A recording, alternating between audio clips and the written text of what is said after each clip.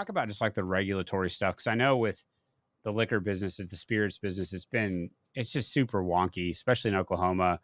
We had really backwards, liquor and beer laws, and they reformed some of them a number of years back. That's even the reason why we were able to even do a, distillery with a tasting room. You used to not be able to do that, and now you can, and it's a fairly new thing. But there's just all these weird things around distribution and like excise tax if we sell out of state, and like it's just every time you think there's an easy answer to something, there's just this weird law in place that just seems just why.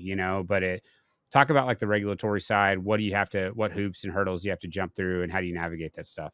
Luckily, a lot of the Colorado state infrastructure and laws was changed to support small wineries like me before I got into it. There's a specific liquor license for a small winery that allows me to have a tasting room to sell within the state of Colorado. And then there's a company I use to give basically just gives me licenses in, let's say, 46 states.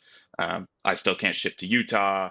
Alabama just changed their laws. So there's a lot of states that are slower than Colorado.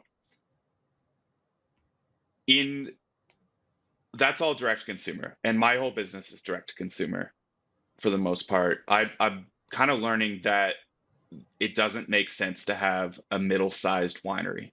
It's really Hmm. hard. If you can go small, you can go niche, and you can have a really high quality wine that you sell for higher dollar. And that makes sense. You have low overhead. And you can have a personal touch and really make connections with your customers and build a loyal following. Or you can go large, do wholesale, sell at a lower cost, and compete with the big boys. But if you're doing it small, you're not getting the benefit of the low overhead, and in that you can't compete wholesale wise with the large ones. So it's it's kind of like made me forced me to look in the mirror and be like, okay, what do you want out of this? You either have to go big or you can stay small.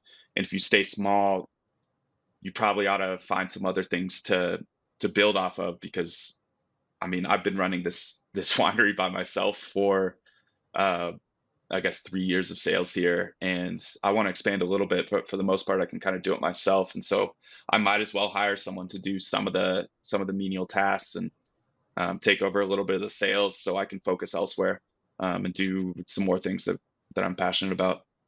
Man, scaling is tough in any business, and what you're saying makes sense around the size and how that impacts like what your overhead is, how far you can get out to. I guess what you're saying is you're not using like a distributor to get it on shelves places. It's like farmers markets or direct, you to consumer, like your efforts that you're, marketing on Twitter, or basically talk about if you're not going that bigger route and this mass push to like liquor stores and things like that, what efforts are you doing on the marketing front to get it in front of people and get it sold?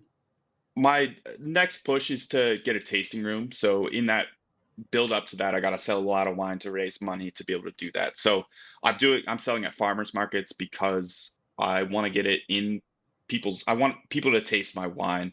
You can see the brand, you can like the bottle, but when you're not in a liquor store, you're buying wine off taste. You want to be able to taste it. So I'm traveling to ski towns, a little bit more touristy, higher wealth levels, to get people to taste my wine and selling it there. And then I found Twitter about the same time you did, in the last couple of years, and just started posting on it, never really thinking I was going anywhere with wine sales. But then people started buying my wine off Twitter. So that's been a great a great thing.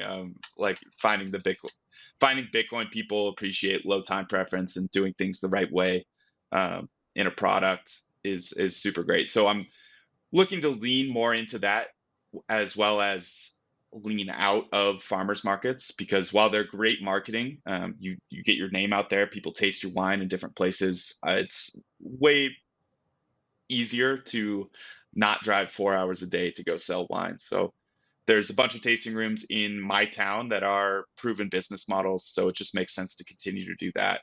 And this huge building came with our farm. It was the packing shed for the fruit. So it's right on the end of Main Street in my town. which is a perfect place to put a tasting room. It'd be the only tasting room in town. And then additionally, what I've realized, and I think I've been alluding to, is that wine is awesome and it's been a great business to get into, and it's a lot. I'm passionate about a lot of things surrounding it, but it's the community, it's the food pairings and the interpersonal connection that comes with wine that I'm more passionate about, as opposed to the wine itself and the flavors and everything. So my main goal is to then start with a tasting room and scale it up into more of a community space where I'm not just selling my wine, I'm selling local beer, local spirits, local food, right on the end of Main Street. And I'm in a 2,000 person town. So I have, I believe, a lot of power to create the town that I want to live in by Mm. building one business, because one business has such an influence. And I think that if there's just a little bit more traffic, the main street of my town can be revitalized. And I mean, it's a win-win. Like you were telling me before you did this, you're not going to have the energy to do this podcast unless it's serving you in some way. So I want to build a business that is, yes, serving me selfishly by making my town a little bit better, more fun to live in, which helps other people, which makes it better. It's just creating a positive feedback loop is kind of where my long-term vision is, as opposed to just having a large wine brand and making a bunch of money off doing that.